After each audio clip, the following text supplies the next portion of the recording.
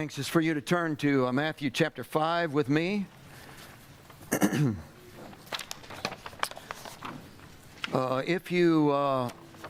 procedure is that we have sermon notes that you can have. We're not going to be doing PowerPoint, but we do have these sermon notes. If you don't have one and would like one, raise your hand and we'll see that you get one. Henry will help us here.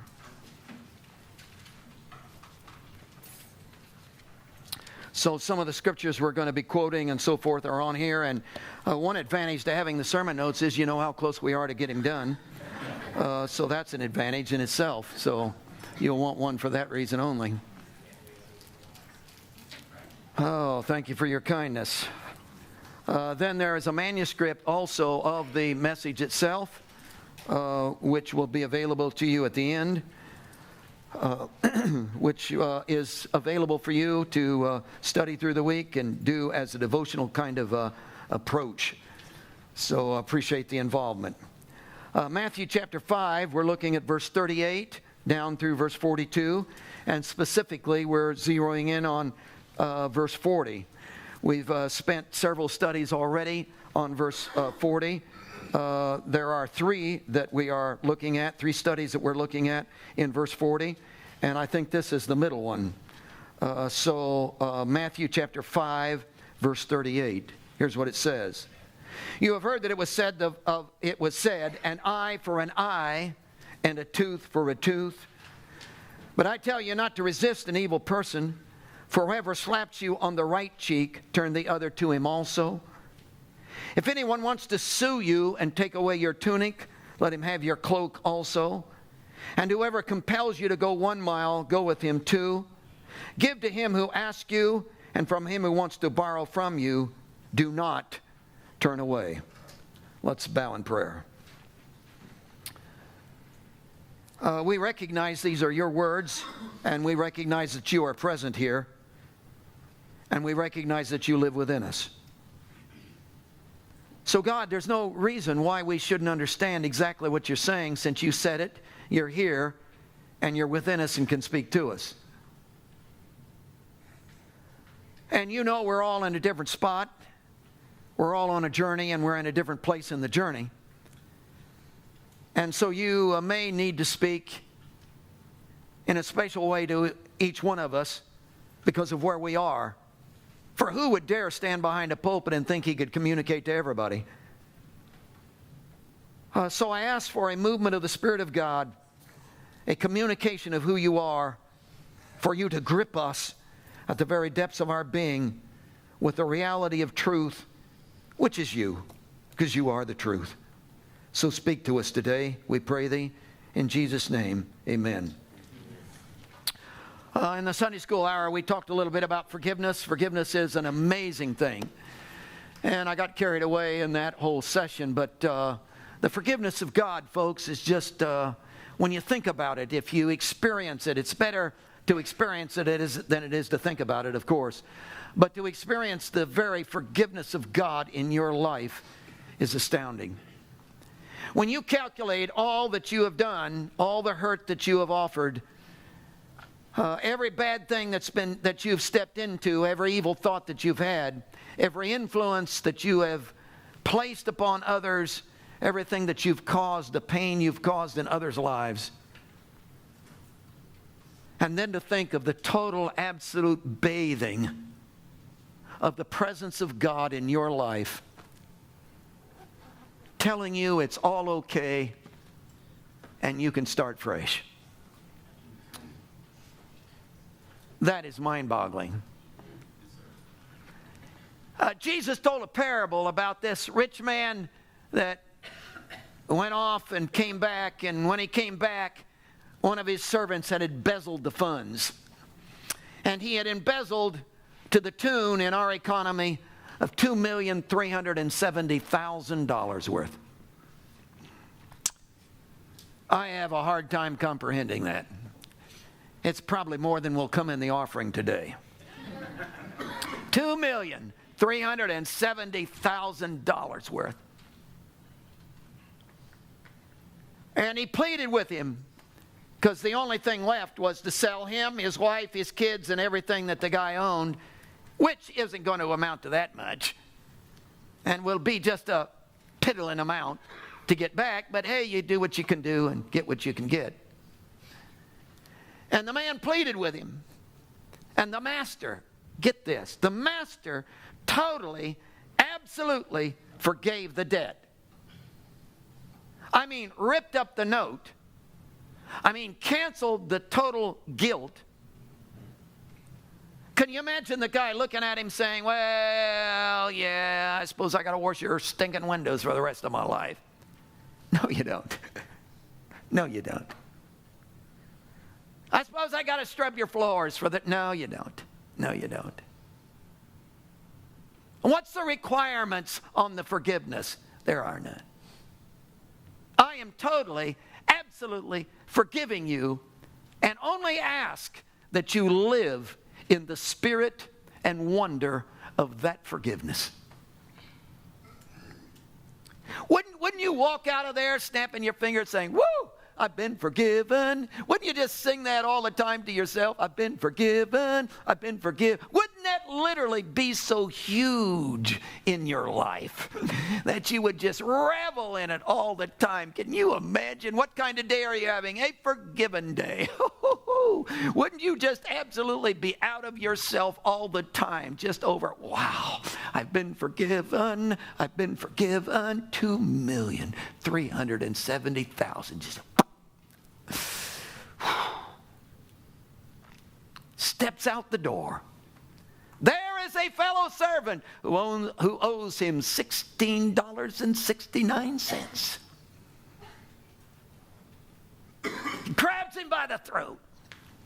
Pay me all. I'll throw you in jail. I'll loan it to you in good faith. You owe me. I worked hard for that money. Can you see him? Listen, you were just forgiven $2,370,000. What is $16? Go down to Walmart and pick up the coins on the parking lot and you'll end up with that. Come on, what is that?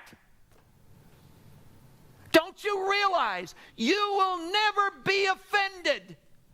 No one will ever hurt you as much as you have hurt. Because, dear friend, you are in the category of 2,370,000 worth. And what's been done to you is $16. And you can just afford to be lavish and extravagant and reckless.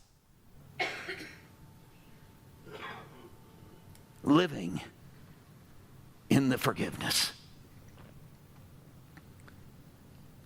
Our passage, verse 40. If anyone wants to sue you and take away your tunic, let him have. It's interesting that the word let him have, which is the main verb of the sentence, let him have. Let have is a translation of the Greek word aphiemi. Aphiemi. It's a phenomenal word. And as you go through the New Testament, you will see in the sense that it's using here, it has the idea of to allow, to permit, to release. Every time it's used in the New Testament, there is a forcefulness to it. In other words, it's not just a casual, it's not you come and take it from me. No, I release it, I give it to you. There's a kind of a force, at least in tone, if not physical, there is a tone of forcefulness to the word. Aphiemi. Say it with me. Aphiemi. One more time. Aphiemi. You need to get this word down. Aphiemi. It's a phenomenal word. Think of it, aphiemi. To release. For instance, it's used in Matthew 13:36, where Jesus sent the multitudes away. He aphiemied the multitudes, which is forcefully said, hey, we're done. In Matthew chapter 27, it's used for Jesus, it says, when he hung on a cross and he yielded up his spirit in death. You know, Jesus didn't die of crucifixion. He gave his life up. He said he would, you know. No man will take my life from me. I will lay it down, I will take it up. So he didn't die of crucifixion. Do you know you can't pull that off? There's no way you can pull that off. See, I can't just stand here at this moment and say, I think I'll die right now. I'm dead. You can't do that. You can't will yourself to die. You got to jump in front of a bus. You got to slit your throat. You got to take a gun. You got to do something to cause it. Jesus yielded a theomede. His life, his spirit, gave it up. That's the word that's used here. See, there's a force to that. He theomede. But what I want you to get this morning is this word is the word that's used for forgiveness. I haven't checked them all out, but I'm convinced that every place I've looked to see where the word forgiveness shows up in the English translation, it is always the word aphiemi. For instance, if you look, for instance, at Matthew chapter 18, the story we just told, the master, the 2,370,000, it says, the master of that servant was moved with compassion, released him, and aphiemi forgave his debt. Aphiemi, forgiveness. In fact, if you stay right here in Matthew the Sermon on the Mount, chapter 6, and you go to verse 12, in the Sermon on the Mount, what does Jesus, or in the Lord's Prayer, what does Jesus say? And forgive us, aphiemi, our debts, as we aphiemi our debtors. So the word aphiemi is all wrapped up in this idea of forgiveness, and it's always translated every time forgiveness is there. Aphiemi seems to be the word.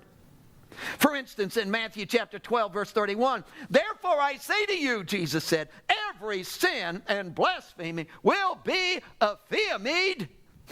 Ooh, I love it. Aphiemied. Man, can you tell? I love that. Aphiemi. Isn't that a great word? Aphiemi.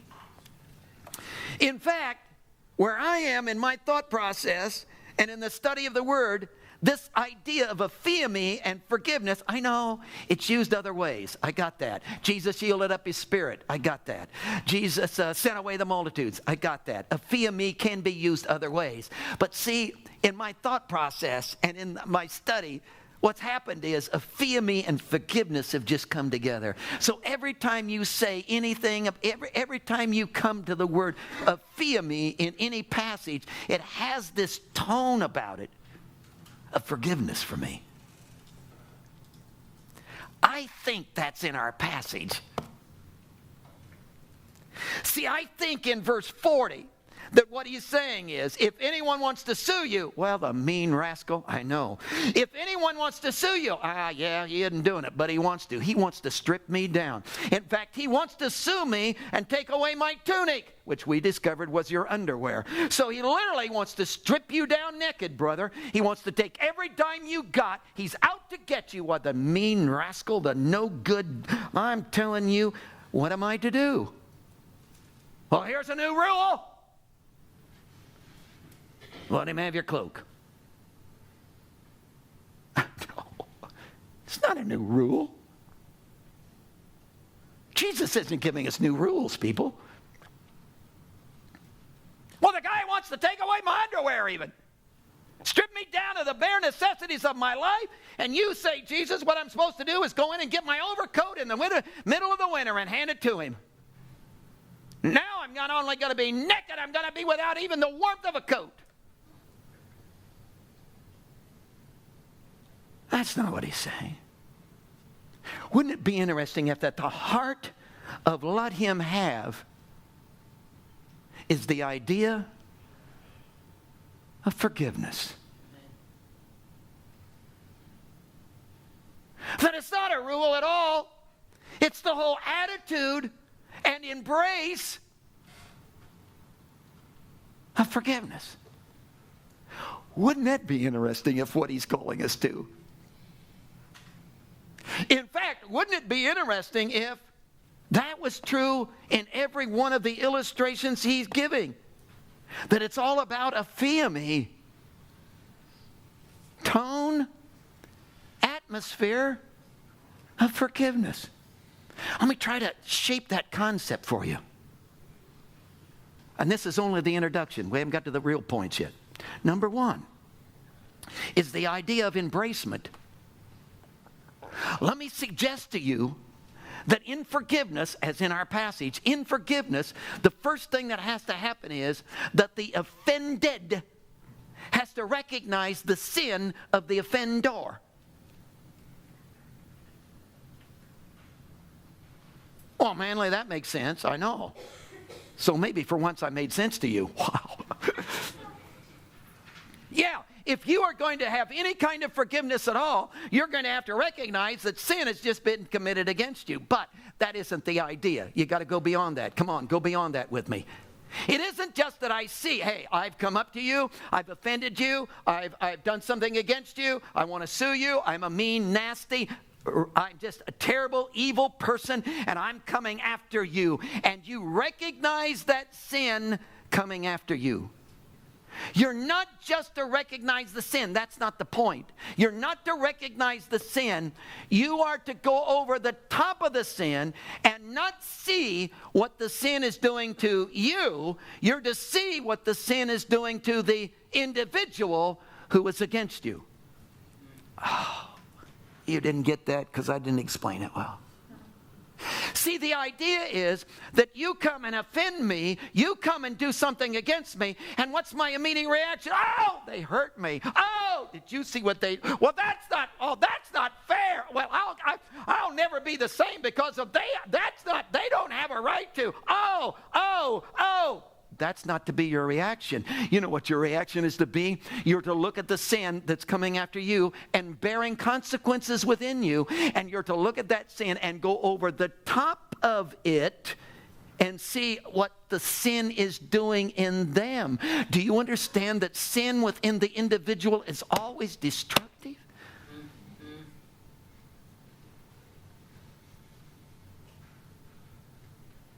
Can you imagine the guy that hates you and wants to sue you and take away the bare necessities of your life? Can you imagine what that hate is doing in him?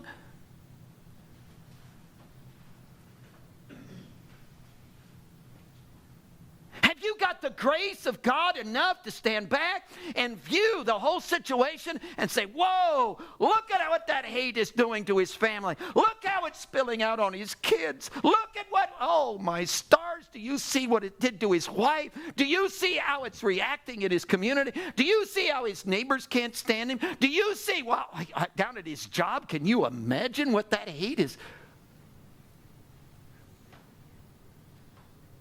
And instead of looking at what his sin is doing, well, I'm hurt. Can you go over the top of that and look at what the sin is doing in his life?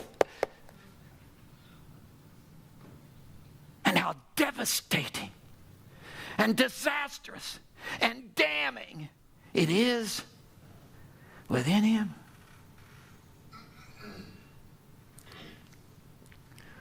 Well, Manley, give me an example of that. There is a Trinity God. Can you imagine?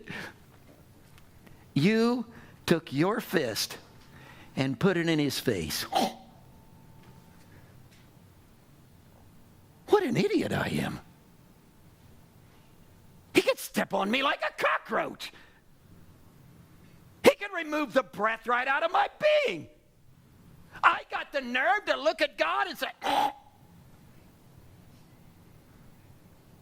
and all the sin and self-centeredness that spilled out of my life to him.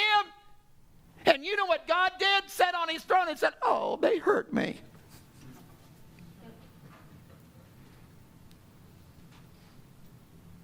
You know what God did?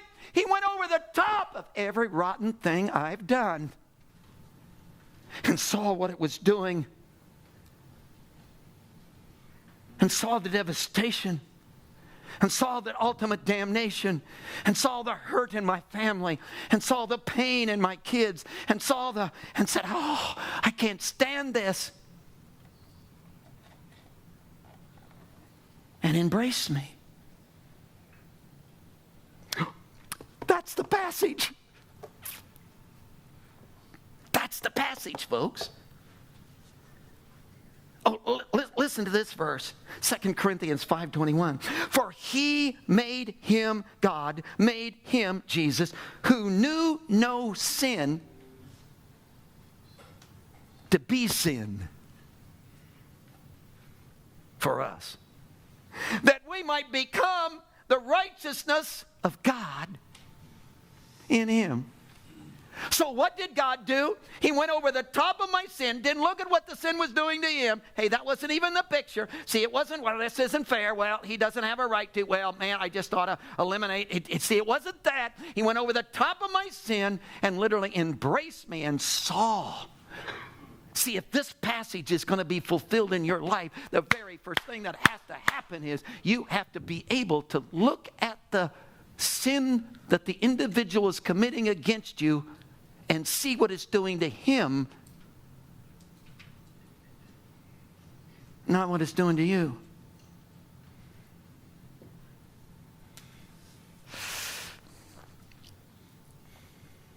Oh, but it's worse than that. This is so radical. Not only is there an embracement, there is an elimination. So what has to happen if this passage is going to be true in your life? What has to happen is you have to be able to embrace the individual, not look at what the sin is doing to you, but embrace the individual and see what the sin is doing in their lives and embrace them. And when you embrace them and see what the sin is doing in their life, do you know what takes place? You get involved in eliminating that sin.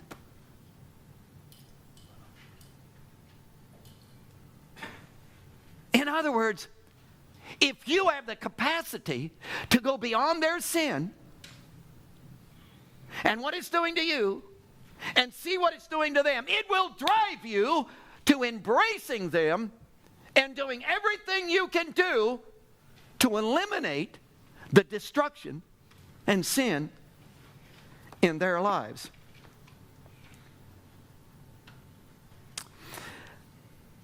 I'm not talking about forgetting about what they've done to you.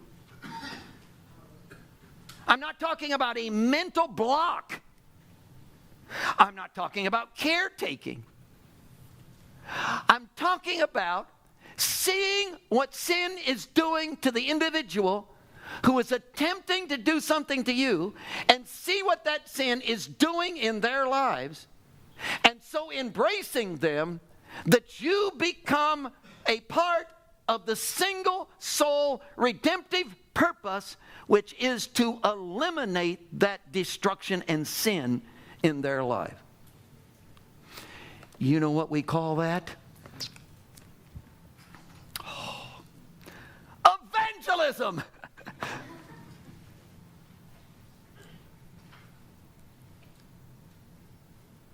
That's evangelism. That's evangelism. See, you come to me and say, I want to win my next door neighbor. I want to evangelize my next door neighbor. Well, good. Memorize the 4 spiritual laws and give it to him. Put the 10 commandments in your front yard. Oh, come on. How are you going to win your next door neighbor? How are you going to win the guy at your job? How are you going to evangelize? How are we going to take this community? Well, we're going to have nice services on Sunday morning.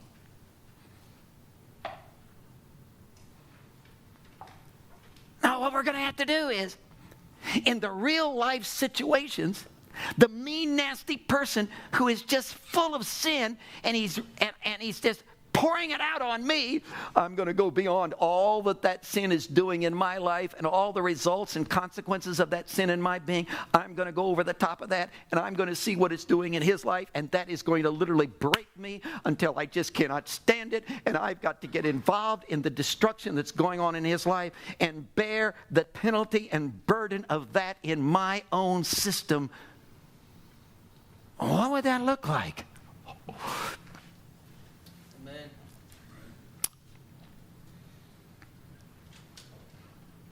I shook my fist in the face of God.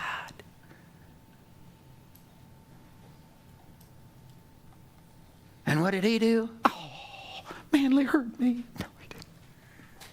You know what he did? He leaped into the destructiveness of sin in my life and said, I'm going to eliminate it.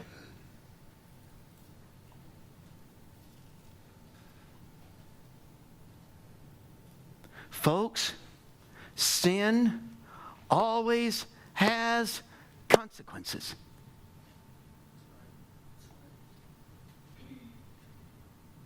And consequences of sin have to be paid.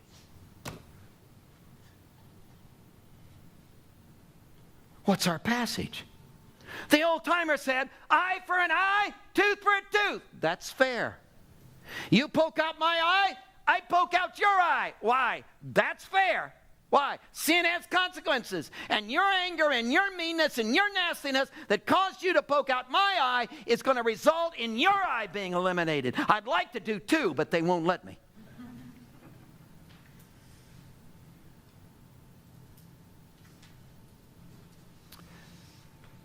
What if, Jesus said, the guy pokes out your eye in his meanness and nastiness, and you don't poke out his eye? You go over the top and see what his evil is doing within him. And you say, how can I not poke his eye out? What good would that do? How can I literally change the inner core of his being? How can I be the demonstration of the love of God in his life? How can that take place?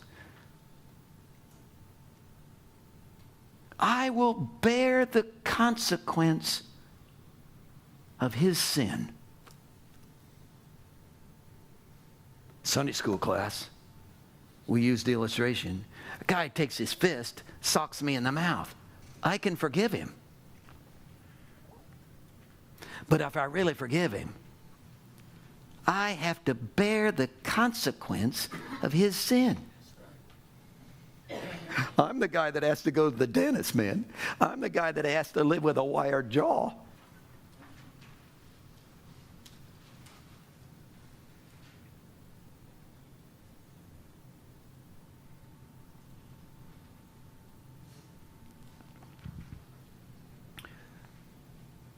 Would you get so involved with me that whatever my sin does to you, you would bear the consequences of it so I wouldn't have to? Would you love me that much?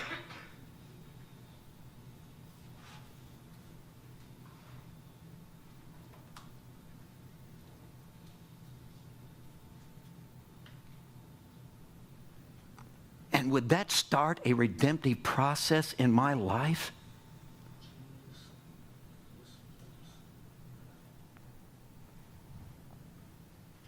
Man, I can't do that. I know.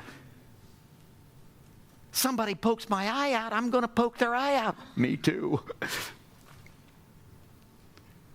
Somebody steps on me, I'm stepping back. I know. You take my parking spot and I'll flatten your tires. I know. You kick me in the shin,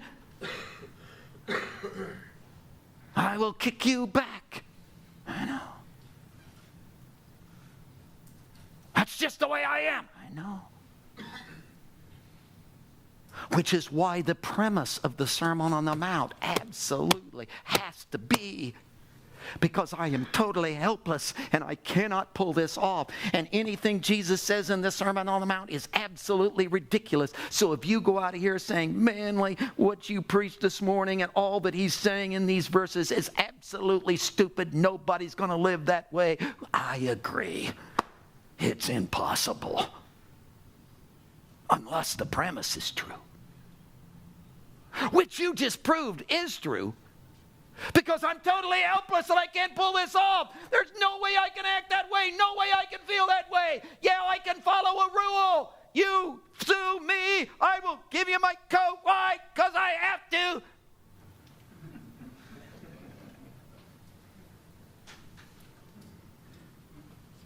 But I'm going to cut the sleeves out of it before I give it to you. See, I can't, I'm not.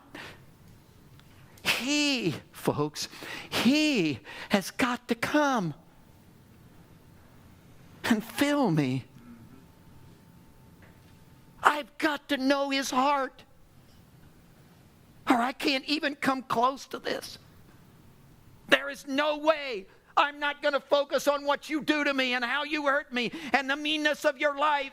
There's no way you rip me off. There's no way I'm not going to focus on that unless my helplessness is filled with Him.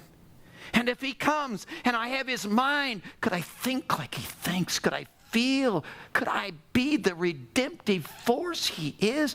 Could I become the flesh of God? Are we really His body? And what did He do with His own body 2,000 years ago? Nail it to a tree. Could I be His body in this community for your life? And if that happened, what would you call that? Evangelism.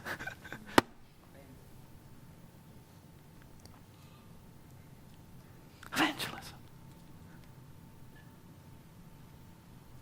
And folks, the minute we become program-centered, we're off. Career-centered, we're off. We're off. We're off. Because Jesus is always redemptive-centered.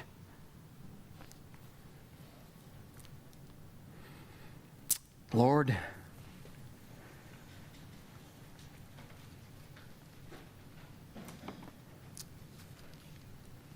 forgiveness. 2,370,000 worth. Whew.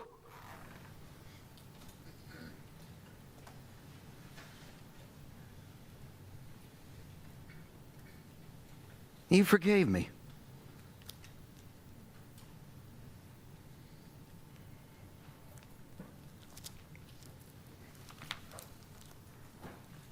And Lord, maybe in some feeble way I can comprehend that because you're God and you're... But then I see it in the book of Acts spilled out in the lives of men who took it on the chin, who were fed to lions, who were burned alive, who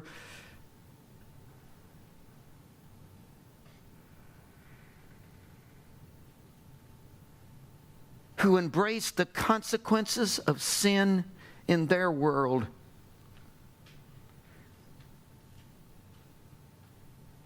Who were stoned and said, Father, don't accuse them of this. Don't lay this sin to their charge.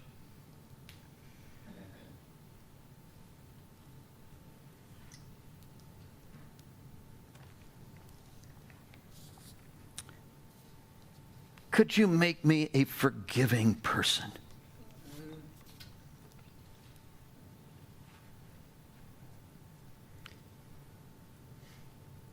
Not a forgetting person,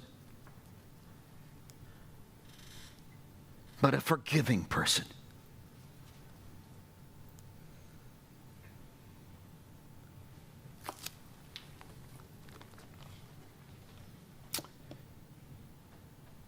Heads are bowed.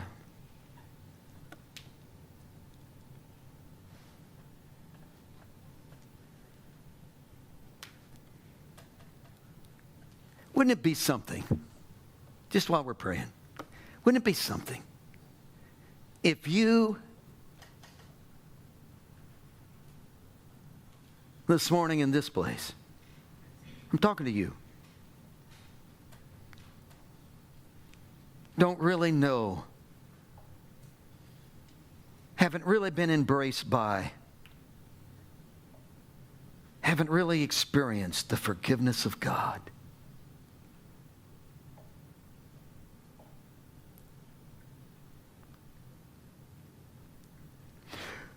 Wouldn't it be an exciting thing for you to experience that for the first time in your life?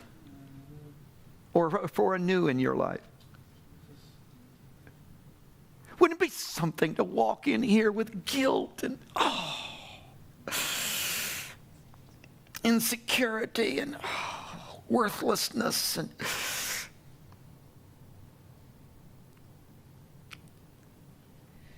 walk out being a valued son of God?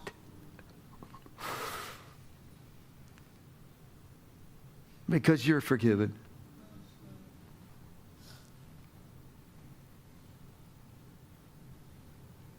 Would you come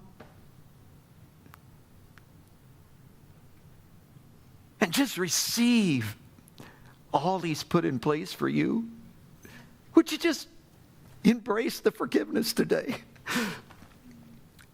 He's ripped up the note. The 2,370,000, He's ripped it up. Come on, you can live in that.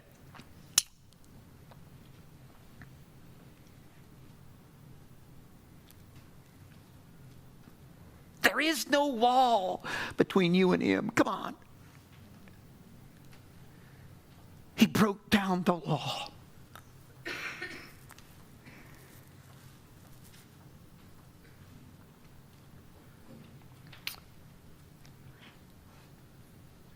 But folks, maybe you have received the forgiveness. But somehow in the midst of all of it, there's the $16.69.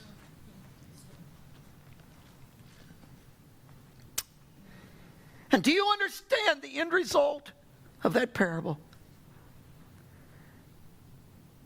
Because the servant that had been forgiven 2,370,000 would not live in the spirit of the forgiveness. The forgiveness was nullified.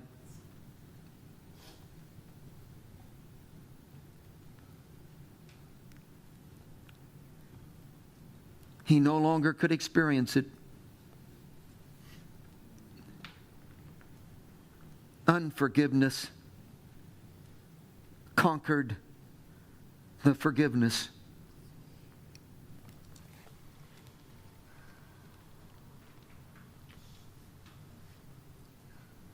And if you say, well, I'm just not capable, I know.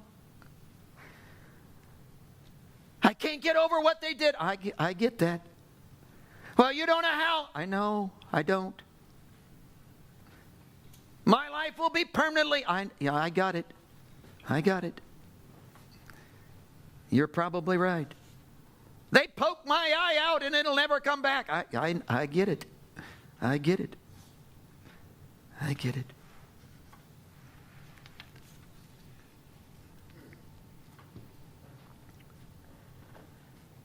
But there is a Jesus who wants to invade you and give you His mind and take you beyond and create in you a flow of His redemptive blood that changes your world. And for the sake of your kids, for the sake of your wife, for the sake of your husband, for the sake of people around you, for my sake, for the sake of the church, in God's name, for the sake of Jesus. Could we be embraced by His redemptive nature?